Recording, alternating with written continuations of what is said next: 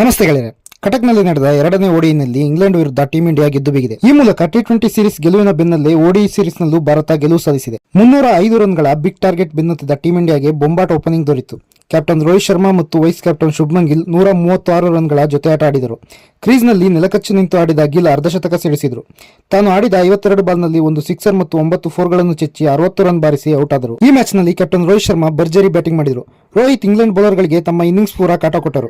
ಕೇವಲ 30 ಬಾಲ್ನಲ್ಲಿ half century ಬಾರಿಸಿದ Rohit ಬಳಿಕ ತಾಳ್ಮೆಯಿಂದ ಬ್ಯಾಟ್ ಮಾಡಿದರು. ಬ್ಯಾಕ್ ಟು ಬ್ಯಾಕ್ ವಿಕೆಟ್ಗಳು ಕಳೆದುಕೊಂಡರು. ರೋಹಿತ್ ಮಾತ್ರ ಕುಗ್ಗದೆ ತಮ್ಮ ಕೆರಿಯರ್ನ 32ನೇ ಸೆಂಚುರಿಯನ್ನು ಬಾರಿಸಿ ಸಂಭ್ರಮಿಸಿದರು. 90 ಬಾಲ್ನಲ್ಲಿ 119 ರನ್ ಸಿಡಿಸಿದ ರೋಹಿತ್ ಬೌಂಡರಿಗಳ ಸುರಿಮಳೆಗೈದರು.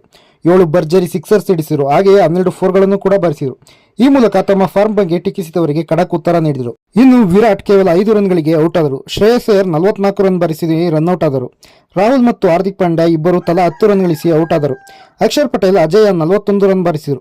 ಇದರಿಂದ ಭಾರತ 44.5 ಓವರ್ಗಳಲ್ಲಿ 6 ವಿಕೆಟ್ ಕಳೆದುಕೊಂಡು 308 ರನ್ ಬಾರಿಸಿ ಸರಣಿಯನ್ನು 2-0 ವಶಪಡಿಸಿಕೊಂಡಿತ್ತು. ಇನ್ನು ಇದಕ್ಕೂ ಮೊದಲು ಟಾಸ್ ಗೆದ್ದು ಮೊದಲು ಬ್ಯಾಟಿಂಗ್ ಮಾಡಿದ ಇಂಗ್ಲೆಂಡ್ ಪರ ಡಕೆಟ್ ಭರ್ಜರಿ ಬ್ಯಾಟಿಂಗ್ ಮಾಡಿ 10 ಫೋರ್ ಸಹಿತ 65 ರನ್ ಸಿಡಿಸಿದರು. ಇನ್ನು ಸ್ಟಾರ್ ಬ್ಯಾಟರ್ ರೂಟ್ 72 ಬಾಲ್ನಲ್ಲಿ 6 ಫೋರ್ ಸಿಚ್ಚಿ 69 ರನ್ ಬಾರಿಸಿದರು. Harry Brook 31, Jos Buttler 34 run ಗಳಿಸಿದರೆ ಕೊನೆಯಲ್ಲಿ ಅಬ್ಬರಿಸಿದ ಲಿಯಮ್ ಲಿವಿಂಗ್ಸ್ಟನ್ 32 ಬಾಲ್ನಲ್ಲಿ 2 ಸಿಕ್ಸರ್ ಮತ್ತು 2 ಫೋರ್ ಸಹಿತ 41 ರನ್ ಬಾರಿಸಿದರು. ಅಂತಿಮವಾಗಿ ಭಾರತದ ಬೌಲರ್ಗಳ ದಾಳಿಗೆ ಇಂಗ್ಲೆಂಡ್ 304 ರನ್ಗಳಿಗೆ ಆಲ್ಔಟ್ ಆಯಿತು. ಭಾರತದ ಪರ ಓಡಿಐಗೆ ಡೆಬ್ಯೂ ಮಾಡಿದ ವರುಣ್ ಚಕ್ರವರ್ತಿ 1 ವಿಕೆಟ್ ಪಡೆದರೆ ಜಡೇಜಾ 35 ರನ್ಗೆ 3 ವಿಕೆಟ್ಗಳ ಬೇಟೆಯಾಡಿದರು. ಇನ್ನು ಶಮಿ, ಹರ್ಷತ್ ರಾಣಾ, ಹಾರ್ದಿಕ್ ತಲಾ 1 ವಿಕೆಟ್ ಪಡೆದರು.